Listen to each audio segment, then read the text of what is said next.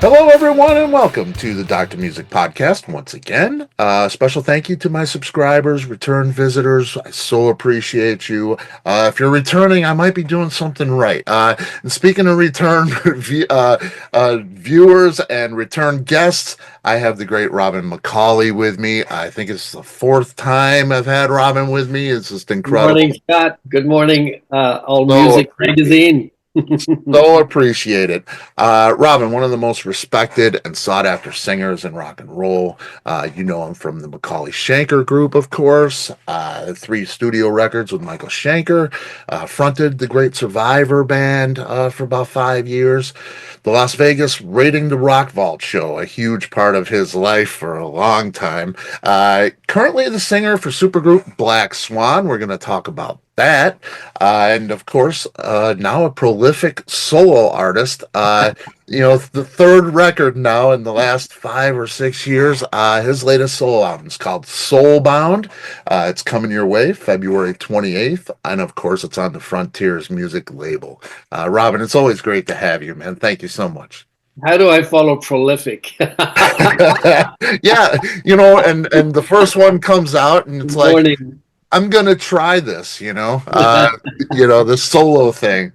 You had one a long time ago, but on the Frontiers label, you had the first record, and it was like, let's give it a shot. Now we're on the third record. So in 5.5 years, maybe. Yeah. Crazy. It's so cool. You must like doing the solo thing, huh? Um, you know, I um I work with great writers, which is always inspiring. I still have a huge amount of fun doing it. I stress the crap out of myself when I'm doing it because you start out and you go, what am I supposed to do? And who's going to listen after I spend all that time doing it? Um, like the first two, like Standing on the Edge and Alive, I set out with Alessandro Del Vecchio, who produced the first two, co-wrote a lot of the stuff with me. Brilliant Um, guy. and having submitted everything for this Soulbound record, which didn't have a title at the time, Alessandro leaves the label, and then I'm introduced to my new producer, Aldo Linobile. And like everything new on the block, you come in, you want to introduce your style, but Alessandro and I had discussed, I love my guitar player on the records, Alessandro Saveso, Yep. Andrea Saveso. I just love his style. I love his playing. I love his tone, and I wanted to push him more up to the front and center. And he got involved with the writing on this one too, and I just loved what he plays. So he's more involved with the writing. Some new writers in from Sweden this time, Teresa and Jan Ackerman and Teresa Persson. And so when Aldo came in, I had all 11 songs submitted, and then he wants to put a stamp, so he introduced another 5 songs, I think. Wow. Couple of them I liked, couple I didn't think it was my style, and I loved how Soulbound was. It's a different track than the rest of the record. It's Mhm. the whole record is much more guitar driven this time, which was what we really strove to get. Different drummer on this one. And also an additional guitar player, Alessandro Mamola, new keyboard player. So different elements, and of course, with different elements and different styles of writing, you get a different input, and that's kind of what took us to where we are with Soulbound. That was a lot, wasn't it? Shut up. It's perfect. It's perfect. But I think about it. You got Black Swan. You've been in bands. You have this solo thing. It's you. You're on your island there. There's It's a lonely place, Scott. It's a lonely. well, Rev, he isn't there to tell you you're wrong.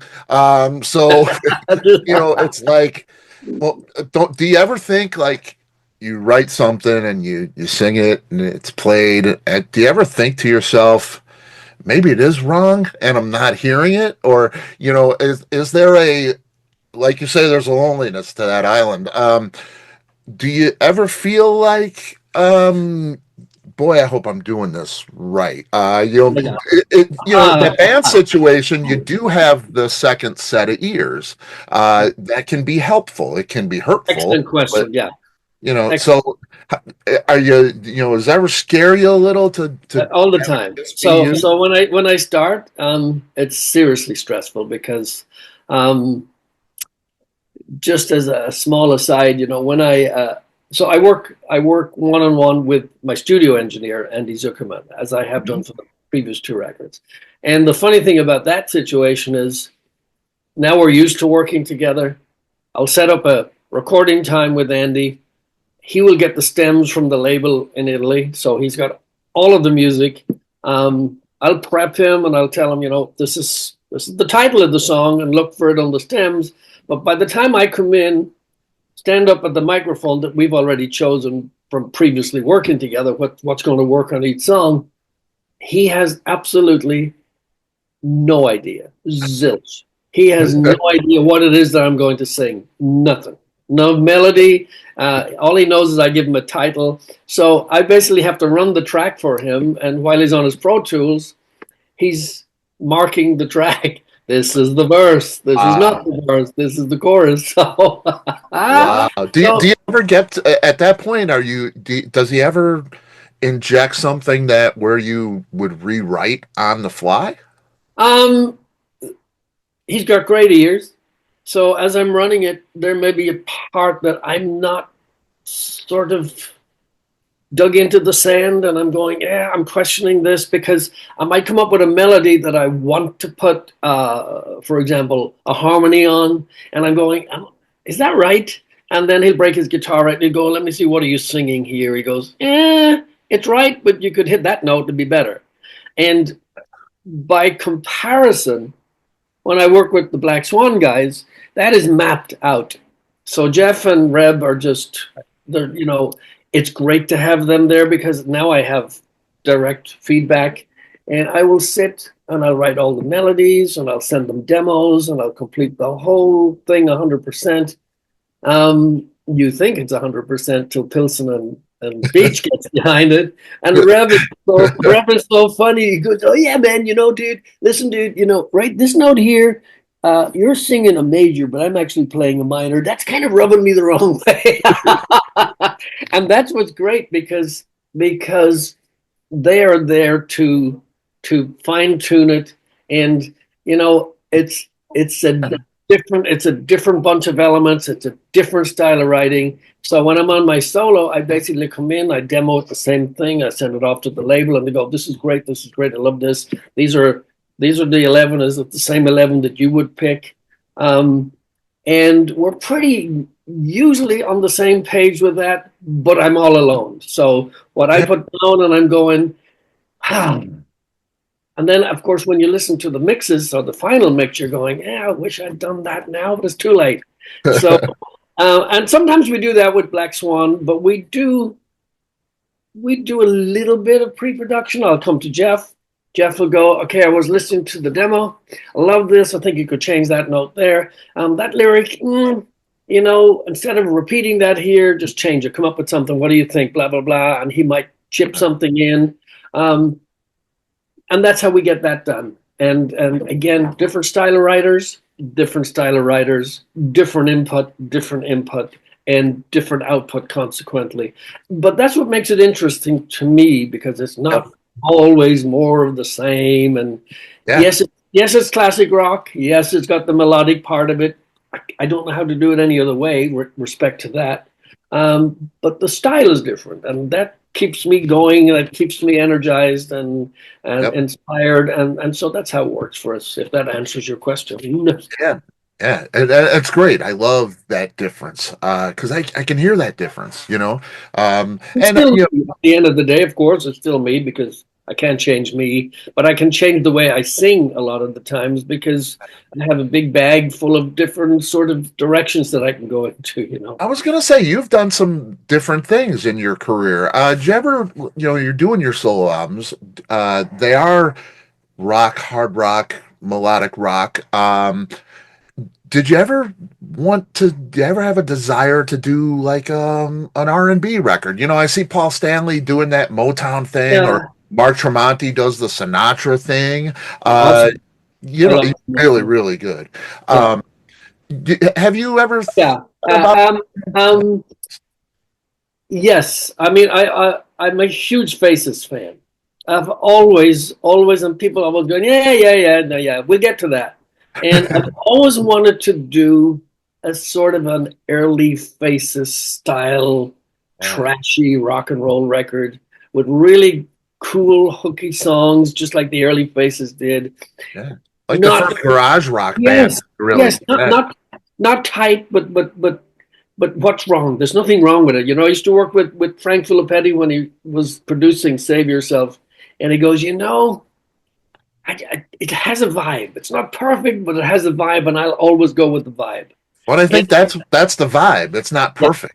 You know, it's and raw, that's it's and gritty. the faces were great at that. You would go, oh Yeah, man, it's so raw, it's yeah, so imperfect that it's perfect. You yeah, know? yeah, yeah, And exactly. so I always wanted to do something like that, but by complete extreme contrast. I have my foot for a while in a couple of different pies that if it ever sees the light of day, people will go, what the, what is this? And it's super, super interesting. Great players like Simon Phillips on drums, like Vinny Appice on drums, like I Yeah. mean, just I won't tell you what it is because it is so extreme. It's completely different, a style I've never done before, but it's amazing. And then I've also worked with an Italian producer, and he writes a lot of movie soundtracks. And I stumbled across him as he did me, and he goes, "I have a lot of music. I think you would be great on this." And so we started writing, and they're big bombastic sort of theme songs like you would have in like Vikings or Yeah. vampire movies and that sort of stuff. Whole different direction, whole different way of writing and thinking about what you're doing. Um, and that I love to do. So if ever I had the opportunity to go down a different rabbit hole, that's where I would probably go. I would, I probably, people go, why don't you make a Christmas record? And I'm going, because everybody else does. Exactly. You know, I mean, we'd love to hear Mary had a little lamb from you, Yeah. but you know, But did she? But did she? yeah, you know, the Robin McAuley country record, you know, it's Hey, coming, but hey, don't laugh. I did I actually mean, it was his birthday yesterday, the late and great Bob Kulick. mm, Um, uh, and I actually cut a Garth Brooks song with Bob when they did a country sort of tribute record. yeah, And I did that many years ago, and it was a heap of fun. yeah, I'm I not a bet it country, was. not a country singer, but Yeah. country's become more rock now than it ever was country. Yeah, yeah, yeah, yeah. And you know, a guy I work with says it's it's hip hop really, Yeah, with steel guitar and stuff. So I know they don't love country anymore. yeah, it's a different thing for sure, for sure. In the press release for this one, it states that this time in your career is proven to be your most creative period, and I would agree with that. I think you know these last three, and I feel the same way. Striper is another band. You know, I was a fan from '84, but in these recent years, it's just Yeah, taken on a new life. There's something about it. And I feel the same with you. You know, I followed your career for a long, long time. And these last three and this Black Swan stuff is just, I mean, it's just immaculate. It really is. It's just thanks, Scott. it's a step up. And do you feel that way? I mean, I it's a do. long I feel, career to well, go like I over. said earlier, I feel really energized by it. I feel very inspired by it. Particularly as how we started this, I didn't think I'd still be doing this. Um, I never lose touch with the fact that I really enjoy doing it. And that keeps the drive. Um, I'm I love to be home with my family. And when I get an offer, I immediately jump on it, and then I procrastinate and I go, hey, but that means I have to go away. I mean, I leave Tuesday for a whole week in Sweden, doing some shows in Sweden. And I'm already like bitching, but at the same time, I just saw the advertising come in this morning, and now I'm all fired up again. Yeah. And I think it's the writing. I think it's the fact that we're turning out some great stuff, and why wouldn't I enjoy it? And I get to work with Jeff Pilson, and I get to work with Red Beach and Matt Starr, and Yeah. they speak for themselves. You know, we did Sweden Rock with MSG throughout 24, one of the greatest festivals on the planet. You know, and Winger was on the other stage, and I stood there gobsmacked, and I'm going, check this out, dude. This is more years than I've been doing it. And it is as fresh and in your face as the day that they wrote those songs, and they still continue to make records. And Pip is wow. But amazing musicianship. But they're all laughing and having fun. We were together, you know, for dinner afterwards, and it's like, they're just regular Joe guys who love what they do, and they knock out some great tunes. And that's one of so many bands. Striper, again, as you say, being one of them. And it just seems to get better and better. And a new day and a new set of knobs to push to 12 and above. There you go. Different kind of energy, yeah. Yeah. And there's something in the air in Sweden. Oh my God. I say that all the time. What is it with those people? I mean, I'm doing this all day long, and I get things hitting my inbox all the time, and 50% at least are from Sweden, and they're all great. I mean, there's like nothing. I became good friends from doing a show in Brazil last year with Eric Martinson from Eclipse, and he's just such a great guy. He's a father. We played, I think we were headlining Barcelona Fest, and he made his way backstage to talk to me and had one of his sons with him. And that guy is just such a great songwriter. And I said, what is it with you Swedes? And I work with Tommy Denander, of course, who worked for, I just put a song out that Mutt Lang wrote earlier on his Radioactive record. And of course, I'd be remiss if I didn't mention Eric Gronroll, who will do all of the UFO stuff with Michael Schenker. And I mean, what is up with that dude's voice? Oh my Lord. It's just unbelievable, that guy. Yeah, I mean, he should. I was reading yesterday where he plans to put a cover out once a month so that he can catalog a whole new direction for him. He doesn't, I'm going to say this right at the gate, he doesn't need a band. He is Eric Gronroll. He needs to do his, he's just that good. He says he likes to be surrounded by band members, but it should be his band. Yeah. And I mean, I've followed him since Heat, when he was in Heat. Right. Yeah. Crazy great from day one. Just like, wow. Yeah. And there are not too many artists, singers in that level of professionalism, and just it's amazing. Yeah. So kudos. Yeah. And he's a Swede. yeah. Well, that's of course he is. Aren't they all? It's crazy. Aldo, tell me about Aldo. Working with Aldo Noble. Aldo's been absolutely great. Great transition. Great transition from Alessandro. Love Alessandro. I'll see him actually next week when I do Sweden, because Hardline is on the bill and Dino Jelusic is on the bill. There's another guy. Yeah. Wow. Right. I know. What am I doing there? You fit just fine, believe me. What am I doing there? Crazy. But yeah, Aldo is great, and he had all his Queensryche stuff behind him. He's great with the label. And he's a guitar player, and so he comes in with those ears and those arrangements. And there was a funny thing with Aldo. So he sent some new demos, and I was demoing my vocals, and then I'd go in and I'd cut the tracks, and the drums weren't completed at the time, And some tracks did have what I thought was completed drums. So I came back to him and he goes, "This sounds amazing. This is great. Can't wait to get to mixing on this." And I went, "Aldo, I hate those programmed drums." And he goes, "Huh? What programmed drums?" And I went, "Especially on the best of me, I hate that. I hate that drum track. It's so off-putting when I'm trying to sing." And he goes, "Oh, those are not programmed drums."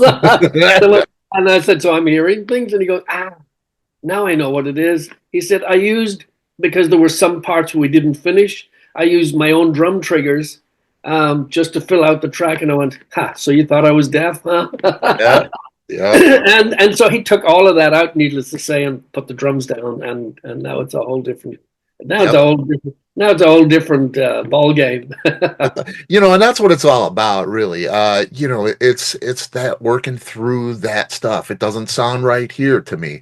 This word doesn't sound right. This, Yeah, chord progression or, whatever it might be, yeah. uh, getting it to where you like it yourself. Yeah, Uh, well, I mean, it has to feel right. It has to sound right, and yeah, and we're never happy when it's done. We're never happy. it's Just an never art. happy. It's an artist thing. Never Yeah, happy. Never happy. yeah. Wish I coulda, woulda, dulda, didn't. Yeah, yeah, of course. Is there a song that sits a little closer to you on this record? I listen to, for me, I'm not really a lyric guy. I listen to the lyrics, but the music and the way that the Yeah, nuances of the voice itself, it could be scat, vocal. It works for me if it's musically correct. But there was a man, the last tune on the album. Great spirituality driven lyrics. It meant a little more to me. I really caught that. yeah. It does resonate because it's. I wanted to finish the record with that particular track because from start to finish, it kind of was mixing with the demons, mixing with different emotions, and then not the lost and the found and all of that sort of stuff. And I went, at the end of the day, and it's not to become all sort of Christian and biblical and all of that sort of Yeah, stuff, which is dear to me, and I'll keep it with me because I don't need to be, I'm not on a pedestal here. Um, and I thought, it tied the whole thing together because for me personally, there's always a reason for everything. There's a reason why I do this, that, and the other. Reason why I'm here. Reason I have the family I have, the friends I have, and sometimes we just need. Sometimes I just need to take a minute and say thank you and appreciate that it's all down to something special for me. And so there was a man, the story goes, and he had a yeah, plan. yeah, yeah. It's and that one touched me. Does that sit a little closer for you? That's exactly right. And that's why I put it at the end because I have to tie this in together. And I'll leave it at the end because if I put it up at the beginning, people will go, "Oh, dude, McAuley's going all Christian on me." Right, right. They will. Yeah, they're just sitting there like because I think they're not listening, and then suddenly there's like this ridiculous comment. Really, Always, dude.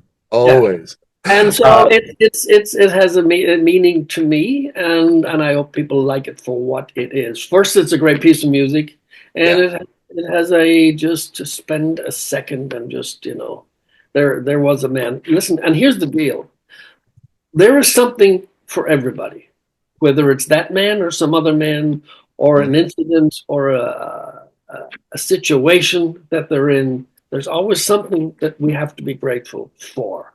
And that's really the end game. yeah, Always. There's always something that wouldn't have happened if it weren't for, and, you can talk about divine intervention all day and it may mean nothing to you, but then to some people it will. right, right. And I felt like I say, I felt this one. You for listening, you see? It was yeah, and it's not it doesn't punch you in the face or anything with its message. You have Guilty to is listen. everything. but Subtlety is everything. Yeah. yeah, but it just hit me. It touched me. I could feel Thank it you. in the music first, and then I listened further, and it was yeah, it was beautiful, deep meaning for me. So Thank you for great. that. And you mentioned your family. Your family's gotten bigger recently, hasn't it? I am, believe it or not, while I'm speaking to you, he can't hear me. Well, maybe he can. But yes, we are proud first-time grandparents, and Yay! and That's I'm in granddaddy duties today while I'm talking to you, and it's kind of cool. It's that is isn't that cool? Isn't that yeah, cool? yeah. Man, Our son Casey and his wife Lexi had their first baby, first grandson. yeah, Um, Keep the lineage going, dude. that's right. Yeah. I love it. Yeah, It's incredible because he's just a wee thing, and I'd love to be around in 40 years to see how the world changed and what it is that he sees. I won't be, but it's going to be pretty fascinating if somebody just doesn't up. I don't know that you won't be here, man. You on Monday, you're just early in your 50s, Yeah, So well, yeah, if you reverse it, I'm actually only 27. there you go. Yeah, I- feels like the first time. A happy birthday to you early. Thank you so much. Thank you. Yeah, yeah, it's great to have you with us and doing what you do. And I see you in the Till I Die video. And it used to be where an artist hated doing videos. It's just a long 2 3 days maybe doing it over and over and over. But the more I talk to people, musicians, they like doing videos now. Tell me the experience for you. It's a pretty cool thing. An Thank you. Irishman with a rifle is always, a pretty cool looking. We're always good for a war. Always. Always. Always. And if you have a few pints of Guinness, God knows. Just get out of the way. Um, I always love videos. What I don't like is a performance video. I don't like going up on stage. I don't like standing in front of a microphone and singing the damn song because it's so hokey. Been done too many times, and I've done so Yeah. many of them, obviously, that when Till I Die came up, I immediately went, we're not going to do this the same way. And spoke to the videographer, the photographer, who are good friends now because they work on all of the Black Swan stuff with us and all my solo stuff. And I said, this, no performance. No, don't worry about a stage. Don't worry about this. We're not going to do that. And he goes, well, what are we going to do? And I said, well, actually, and this is about a month back, I said, I was just listening to Motorhead's Ace of Spades today, and I was just looking at the front cover. Filthy was a very close, dear friend of mine. We played in the same band together with Brian Robertson when they left Motorhead. So good, dear friends. And I was looking at the cover of Ace of Spades, and I'm going, I'd love to channel my sort of outlaw Motorhead There you go. in the imagery for this. Told the photographer, and he goes, I don't see that working with you. And I said, you'd be surprised what works. So I show up in my outlaw, and they were going, dude, this is it from here on forward. This is it. We're going to do the photo shoot. We're going to do everything that looks like this. This is cool. And so I wanted that sort of lost desert, running from something, not sure what it was. Will I ever find it? And whoever's running after me, will they ever catch me?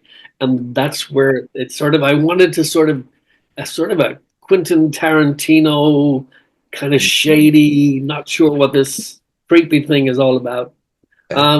And that's what we set out to do. And we had a blast. We started early in the morning, very windy throughout the day, lost my hat many times. We were chasing it across the field. And then we had to wait till it got dark to even with the lights and everything with the cameras. We had to wait till it was dark to capture that old cabin shot. And that was the coolest place. I mean, there should have been outlaws in there gunning me down. It's really cool. I love the look. I thought it was great. And I'll have a link there, and people can check it out. It's really really cool. I like the video thing. Thanks. Yeah, it's really cool. I got to ask you about Michael. Um, Yes. I saw him a few years back. Ronnie Romero, doing the tour with him. Yeah, and there's something that I always wanted to ask you about too. Um, the rebranding, the McAuley-Schenker Group. Michael's got a reputation. Michael's, the hard to work with guy. And he's not short on ego, and he shouldn't be because he's probably my favorite guitar player ever. Um, but Michael Schenker Group turns into McAuley-Schenker Group. It wasn't, the Barton Schenker Group or Bonnet Schenker Group. It wasn't Romero Schenker Group after Yeah, that. that just didn't roll off the tongue. Just And I don't think I don't think it's because your name starts with an M. He has that much respect for you. This is Michael Schenker changing the name of the group. It shocked me. It shocked me. I said, "Who's this Ron McAuley guy?" Well, um, there was a man, the story goes, yeah. who had a plan, and you Did it know, shock you? yes, What was it your did. reaction to that? Yeah, I did because just the short and the long of it is, um, Michael and I shared the same record label. We were both on Chrysalis at the same time. I was in Grand Prix. He had the Michael Hmm? Schenker Group, and throughout the Michael Schenker Group was Gary, and there was Graham for a split second, Right. and I was the last of 17 singers, and so again, I'm going to jump around the place a little bit. We played a warm-up show in London with Grand Prix the day before we set out on the Standing Hampton tour, opening up for Sammy Hagar. Wow. Okay, and in the middle of the set or wherever, I get the nudge, "Hey, Schenker's in the house." So I look over, and sure enough, there's Michael. There's Cozy Powell, God rest his soul. There's Andy Nye, the keyboard player that played on George Michael's Faith record, right? Yeah. Um, and Chris Glenn on bass. And they were all standing in the room, all very sort of you, right? No intimidation whatsoever, right? And the show got done. They never spoke to us. They disappeared. Next morning, bright and early, I got a call from Cozy's people saying that Michael was in the rehearsal room. We're very impressed, and they'd love me to come down to the rehearsal room. They're going to be in there for a while, and they want me to come in, and they really like what they heard. And I said, well, that's awesome, except I'm packed and I'm leaving to go out with Sammy Hagar for 2 or 3 weeks. And I got the worst press. As a result, it was like, and I quote, they said, who the hell does, and it wasn't them, but it was the press. They said, who the hell does this young Irish upstart think he is refusing to join Michael Schenker? And I went, yeah, well, you didn't actually quote the whole story there. Anyway, there was more to come after that, and I let it fly. I carried on doing what I was doing. Grand Prix came to an end because, that whole genre of music was over. I ended up with Brian Robertson, Chris Glenn, and Filthy Taylor, recording a bunch of demos, ended up in Frankfurt, Germany. And in the midst of the demos, a manager that we had, I don't know how it happened, but for some reason he played one of the songs we had demoed to a producer by the name of Frank Farian, who was responsible for Milli Vanilli and that whole thing. I got an invite into a studio. I went into the studio. I met Bobby Kimball, who was no longer with Toto. And then we were presented with this. We're going to re-record Stairway to Heaven. We both laughed our asses off. I went, you can't do this. We did it. It shot to number 8. Yeah, it shot to number 8 or something in the British charts. We sold over like 2.5 million singles alone, only in the UK. Crazy. Rudolph Schenker heard the track. Michael was auditioning. He said to Michael, I think this guy here might be the guy you should be listening to. And Michael goes, I know who that is. And he dinged me like 4 years ago. He's not going to join now. And he goes, maybe we'll track. So management tracked me down. They saw my schedule. And after much to do, I ended up in Frankfurt. Rudolph picked me up at the airport, went to Rudolph's studio. We spent a Saturday night, all day Sunday, actually all Friday night, all day Saturday, and a little time on Sunday before I flew back into London. And about 4 days later or something, I guess Klaus and Rudolph and the management company at the time was David Krebs, Lieber Krebs, who managed Aerosmith and Ted Nugent. Yeah. And so they all got together and went, yeah, I think this is the guy. So I get a call from Michael to bring me full circle here. Long answer. And Michael goes, I really would like you to be my new singer, but I'd also like you to be my new partner, 50-50-50. And I said, why? Why would you want that? He goes, because I'm fed up doing things by myself, been responsible for everything, taking, everybody coming to me. I don't have the answers, and I'd like to sort of split that down the middle. And I said, well, that's what a manager is for, not a partner. And he says, I know you've always told me that you really like the MSG logo, how it sits. You can have your jacket open. You still see that logo. It's one of my favorite logos. Just love the configuration of it. Red colored, blah, blah, blah, end of subject. And he goes, well, when I was at UFO, Phil Mogg's name was with an M. My name is with an M. And he goes, your name is with an M. And I went, And I said, I have no idea where this is going. He goes, easy, McAuley-Schenker Group. And I went, and I told him on my kids' lives, I said, this will be the biggest mistake ever.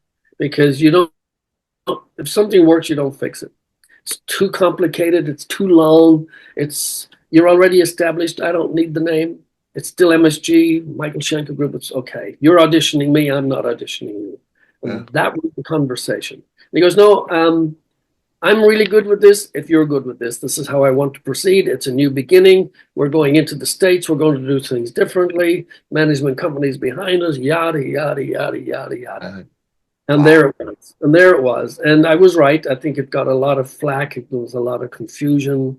But it was different music. I'm going to use the word very loosely. I got so much shit from, McAuley's in there now. You completely changed the dynamic of MSG, Michael Schenker. It's all poppy. It's all this, it's that. And who wants to listen to that? And yet it was the first time we ever got MTV, VH1, daytime radio in the US. All of the stuff that we were told that they'd like us to do. But in reality, Scott, I think we were a day late and a penny short, because I think the wave had already happened by the time we came in. So there we are, and here we are in 2025. Yeah, and we're still soulbound. It's great. But are you in the fold now? Is it McAuley-Schenker again? No. I've heard that you're doing shows with him, though. Yes, I continue. I actually played the Monsters of Rock in March, not the Monsters of Rock Cruise. We did a bunch of huge festivals last year.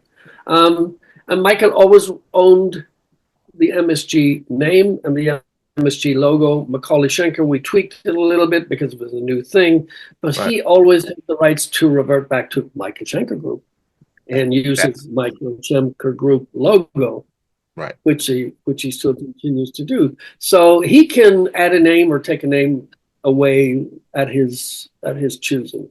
And so it goes out on the Michael Schenker Group, and then sometimes I get a special guest feature, whatever. It doesn't matter to me. I don't have that. It's not important to me. What's important to me is that I get the invite, we go out there, and we reproduce those songs live like you're listening to the record. And in 2025, I think we still do that. And people go, I can't believe it sounds just like the record. And one thing about Michael's playing that you referred to is he has always been a stickler for what I play on the record is what I will play live. And that's the same for me. This is how we recorded it. This is what we get. I go to see so many bands and it doesn't sound anything like the damn record anymore. Yeah. I love that. And like I say, he's one of my favorites. He's just awesome. Just brilliant. I mean, his solos are songs within a song. I think he's better now than he ever was, if that's even possible. Because he and Not just yourself. Seriously, not just because you're here, but I mean, I listen to the voice and it sounds no different, maybe better than it was, which is astonishing. I don't, it's that's a whole other thing as to how you treat your voice, and it just it's lasted. That's for sure. It's no different. It sounds so good. Yeah. So I'm sure you take good care of your instrument. You have to. I do. Yeah, yeah. Black Swan. I see the shirt. You're ready to go, right? Not sure what the third one is going to look like. Of course, we came out of this into Generation Mind. We don't Right. have the title for the new one yet, although I have got some ideas of what it might be. Easy for me to say, but I think it's a great record. There's some amazing. I mean, Reb is always. It's gotta be. He's always. Oh man, he always pulls something out of the bag, and boy, he pulls a couple of stingers out of the bag on this one. And that's all without his pinky. Oh my God! Yeah, yeah. And it's amazing. I mean, he's such a great player. He's a killer player. He really is. Just crazy. He always sounds fresh and awe and vibrant. I think when everyone hears this one, they'll go, yeah. 2025. Are we getting it? That's the plan. That's great. Jeff said something about March. I think that might be. Okay. A little ambitious, but somewhere, I think somewhere that's a good time to drop it. Yeah, it's a coming. Matt will cut drums next week. Awesome. And then it'll go to the big bad guys up in the sky for mixing, and Jeff will supervise that, which is great. I want him to mix it, and he goes, "Nah, I'm not a mixer. I'll give him as near as damn it a mix, and then they'll put the cream on it." Yeah. Jeff's another guy, just so multi-talented. Just a great player. But I talk to him, and he's in his studio every time, and he's got the board behind him, and it's like, he's just a master with that board. And he's unbelievable. Yeah, he's just so good. I know that board. He's really good. He's really good. Yeah, and he dials in some amazing sounds. I mean, it's like, right. Yeah, it's great. And I mean the album can't fail. I mean the talent. Seriously, I mean the talent's just amazing. But nobody buys records anymore, so it's all up at the mercy of the downloaders. Yeah. And I mean you have that fan base who's going to go out there and stream that, and that's. You'll have your vinyl buyers and and that's one thing I always like to push from Frontiers. The vinyls are awesome. They're super cool, really nicely done, great packaging, great jacket. It's just good artwork. It's amazing. I was gonna say the Black Swan artwork, especially for Generation Mind, was like killer, right? It's just really really. Well, yeah. I want to say I had a 99.9% hand in that. Yeah. That was incredible. I remember when it came out, I was just blown away. Just looking at it before I even heard it, it's like, wow, it's just stunning. Really. And that came out of the pandemic because I wanted something that represented back in the old days when they had the plague doctor when they wore the mask. Yeah. And I wanted to bring it into present day and create a sort of a steampunk sort of plague doctor imagery and all of the stuff. And Stan Decker does the artwork for the Black Swan stuff, and he is prolific on so many big bands, but he's an amazing artist. I mean, you shoot an idea at him and he comes back with something that you're going, oh man, look what you just did. Yeah, he's just how can anybody be that talented? Yeah, it's cool. It's cool to see that kind of stuff. Stuff that you wouldn't think to do yourself. Couldn't do it. Their world, it's like what? But he can do it, and he's a great sketch artist. He noodles and puts it together, and then he takes it into the digital platform and starts to go. He goes to That's cool. amazing. He's Yes, doing doing the next like putting one. a symphony together. Yes, I hope he did. I hope so. Yeah, yeah. Way cool, way cool. What's your touring schedule look like? You're Um, doing Monsters of Rock yes, thing. so I Uh, go to Sweden next week, right. where I'll be doing a thing called the Rockin' It Indoor Festival in Gothenburg with Hardline and Jalusik, and my band for that will be Gathering of Kings. Great, great, great band. Cool. Then we have looking at potentially a dozen UK shows for my solo stuff. That's great. March will be the Monster Cruise with MSG. After that, April 27th, the third day of the Frontiers Music Festival will be my day in Milan. So please come to that. Yeah, I would love to. Yes, and if you go onto Frontiers Music SRL, they'll give you all the details about that and how to see my new record, Soulbound, for February 28th, and all the artwork. I've signed a whole bunch of stuff that can go out as giveaways. And after that, I have shows in Germany and Spain, also solo stuff. So, and potentially, not sure where it's going to go yet. Potentially at the end of 25, maybe a US MSG tour, but I don't know yet. Whoa. Waiting for the thumbs up on that. So that's a dream come true for me. it might be Eric, but I don't know yet. It depends on Michael. Yeah. Yeah. Wow. Either way, it is great. Yeah. Yeah. Oh yeah. But I would love to see you here Thank you. with Michael. That would be wow. What a dream come true for sure. February 28th, Soulbound on Frontiers, Robin, all things Robin, social media, robinmccauley.com. It's always great to have you. It's Thank such, you, Scott. I do this so many times and it's like, I always enjoy it. But you're just something special, man. I so appreciate you. I appreciate that. Thank you. It's catching up with an old friend and, I hope it's not too long. The Black Swan, let's do it again. Hey, let's get together. Yeah, for sure. That's All it. right. Thank you. God bless. And be safe out there. Thank you so much. All right. Bye bye. Bye bye.